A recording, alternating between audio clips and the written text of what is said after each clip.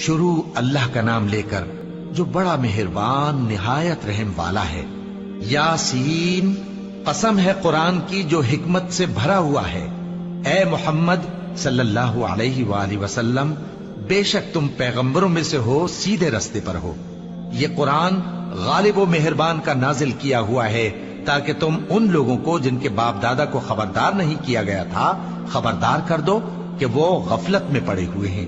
उनमें से अक्सर पर अल्लाह की बात पूरी हो चुकी है, सो वो ईमान नहीं लाएंगे। हमने उनकी गर्दनों में तौक डाल रखे हैं और वो ठोड़ियों तक फंसे हुए हैं, तो उनकी गर्दनें अकड़ी हुई हैं और हमने उनके आगे भी दीवार बना दी और उनके पीछे भी। फिर उन पर पर्दा डाल दिया तो ये देख नहीं सकते। और तुम इनको खबरदार करो या ना करो, इनके लिए बराबर है, ये ईमान नहीं लाएंगे। तुम तो सिर्फ उस शख्स को खबरदार कर सकते हो जो इस नसीहत यानी कुरान की पैरवी करे और रहमान से गायबाना डरे, सो उसको मगफिरत और बड़े सवाब की बिशारत सुना दो। बेशक हम मुर्दों को जिंदा करेंगे और जो कुछ वो आगे भेज चुके और जो उनके निशान पीछे रह गए हम उनको कलमबंद कर लेते हैं। और हर चीज को हमने किताब रोशन यानी लौहे महफूज में लिख रखा है। और इनसे गांव वालों का किस्सा बयान करो जब उनके पास पैगंबर आए, यानी जब हमने उनकी तरफ 2 पैगंबर भेजे तो उन्होंने उनको झुटलाया। फिर हमने तीसरे से तकवीयत दी तो उन्होंने कहा कि हम तुम्हारी तरफ पैगंबर होकर आए हैं। वो बोले कि तुम और कुछ नहीं मगर हमारी तरह के आदमी हो और रहमान ने कोई चीज भी नाजिल नहीं की, तुम महज झूठ बोलते हो। उन्होंने कहा कि हमारा परवरदिगार जानता है कि हम तुम्हारी तरफ पैगाम देकर भेजे गए हैं और हमारे जिम्मे तो साफ साफ पैगाम पहुंचा देना है और बस। वो बोले कि हम तुमको अपने लिए मनहूस समझते हैं, अगर तुम बाज ना आओगे तो हम तुम्हें संसार कर देंगे और तुमको हमसे दुख देने वाला अजाब पहुंचेगा। उन्होंने कहा कि तुम्हारी नहूसत तुम्हारे साथ है, क्या इसलिए कि तुमको नसीहत की गई? नहीं, बल्कि तुम ऐसे लोग हो जो हद से तजावुज कर गए हो। और शहर के परले किनारे से एक आदमी दौड़ता हुआ आया, कहने लगा कि ऐ मेरी कौम, पैगंबरों के पीछे चलो, ऐसों के जो तुमसे सिला नहीं मांगते और वो सीधे रास्ते पर हैं। और मैं क्यों उस जात की परस्तिश ना करूं जिसने मुझे पैदा किया और उसी की तरफ तुमको लौट कर जाना है? क्या मैं उसको छोड़कर औरों को माबूद बनाऊं कि अगर रहमान मुझे नुकसान पहुंचाना चाहे तो उनकी सिफारिश मुझे कुछ भी फायदा न दे सके और न वो मुझे छुड़ा ही सके? तब तो मैं खुली गुमराही में पड़ गया। मैं तो तुम्हारे परवरदिगार पर ईमान लाया हूं, सो मेरी बात सुन रखो। हुक्म हुआ कि बहिश्त में दाखिल हो जा।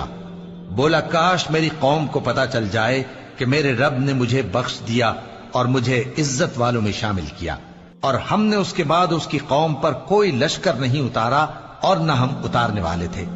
वो तो सिर्फ एक चिंगाड़ थी, सो वो उससे नागहां बुझ कर रह गए। बंदों पर अफसोस कि उनके पास जब कोई पैगंबर आता तो वो उससे तमस्खुर जरूर करते। क्या उन्होंने नहीं देखा कि हमने उनसे पहले बहुत से लोगों को हलाक कर दिया था? अब वो उनकी तरफ लौट कर नहीं आएंगे और सब के सब हमारे रूबरू हाजिर किए जाएंगे। और एक निशानी इनके लिए जमीन मुर्दा है कि हमने इसको जिंदा किया और इसमें से अनाज उगाया, फिर ये इसमें से खाते हैं और इसमें खजूरों और अंगूरों के बाग पैदा किए और इसमें चश्मे जारी कर दिए ताकि ये इन बागों के फल खाएं, और इनके हाथों ने तो इनको नहीं बनाया, तो फिर क्या ये शुक्र नहीं करते? वो जात पाक है जिसने जमीन की नबातात के और खुद इनके और जिन चीजों की इनको खबर नहीं सबके जोड़े बनाए। और एक निशानी इनके लिए रात है कि इस पर से हम दिन को खींच लेते हैं तो उसी वक्त उन पर अंधेरा छा जाता है और सूरज अपने मुकर्रर रास्ते पर चलता रहता है। ये उस गालिब दाना का मुकर्रर किया हुआ अंदाजा है। और चांद की भी हमने मंजिलें मुकर्रर कर दी, यहां तक के घटते घटते खजूर की पुरानी शाख की तरह हो जाता है। न तो सूरज ही से यह हो सकता है कि चांद को जा पकड़े और न रात ही दिन से पहले आ सकती है, और सब अपने अपने मदार में तैर रहे हैं। और एक निशानी इनके लिए यह है कि हमने इनकी औलाद को भरी हुई कश्ती में सवार किया और इनके लिए वैसी ही और चीजें पैदा की जिन पर ये सवार होते हैं।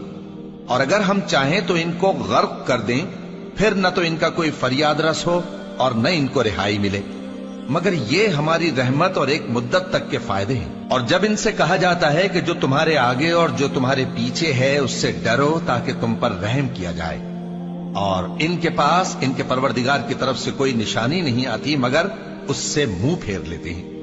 اور جب ان سے کہا جاتا ہے کہ جو رزق اللہ نے تم کو دیا ہے اس میں سے خرچ کرو، تو کافر مومنوں کے متعلق کہتے ہیں کہ بھلا ہم ان لوگوں کو کھانا کھلائیں جن کو اگر اللہ چاہتا تو خود کھلا دیتا، تم تو کھلی گمراہی میں ہو۔ اور کہتے ہیں اگر تم سچ کہتے ہو تو بتاؤ یہ وعدہ کب پورا ہوگا؟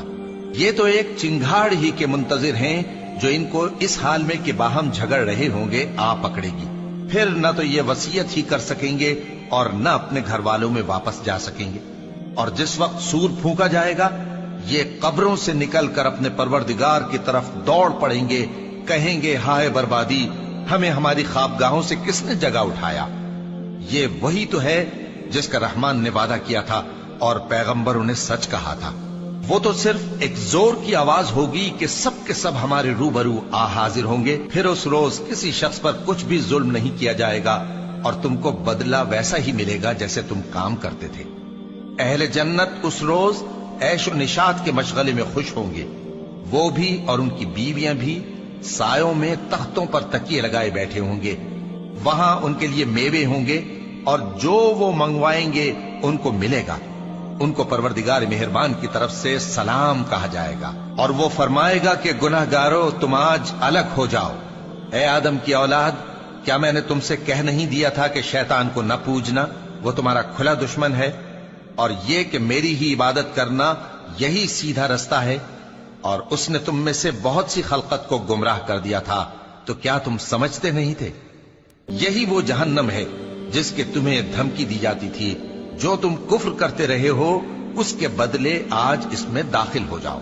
آج ہم ان کے منہوں پر مہر لگا دیں گے اور جو کچھ یہ کرتے رہے تھے ان کے ہاتھ ہم سے بیان کر دیں گے اور ان کے پاؤں اس کی گواہی دیں گے، اور اگر ہم چاہیں تو ان کی آنکھوں کو مٹا کر اندھا کر دیں، پھر یہ رستے کو دوڑیں تو کہاں سے دیکھ سکیں گے، اور اگر ہم چاہیں تو ان کی جگہ پر ان کی صورتیں بدل دیں، پھر وہاں سے وہ نہ آگے جا سکیں اور نہ پیچھے لوٹ سکیں۔ اور جس کو ہم بڑی عمر دیتے ہیں تو اسے تخلیق میں اوندھا دیتے ہیں، یعنی اسے بچپن کی کمزوری والی حالت کی طرف لوٹا دیتے ہیں، تو کیا یہ سمجھتے نہیں؟ اور ہم نے ان کو یعنی اپنے پیغمبر صلی اللہ علیہ وآلہ وسلم کو شعر گوئی نہیں سکھائی، اور نہ وہ ان کو شایع ہی ہے، یہ تو محض نصیحت ہے اور صاف صاف قرآن ہے، تاکہ اس شخص کو جو زندہ ہو خبردار کرے اور کافروں پر بات پوری ہو جائے۔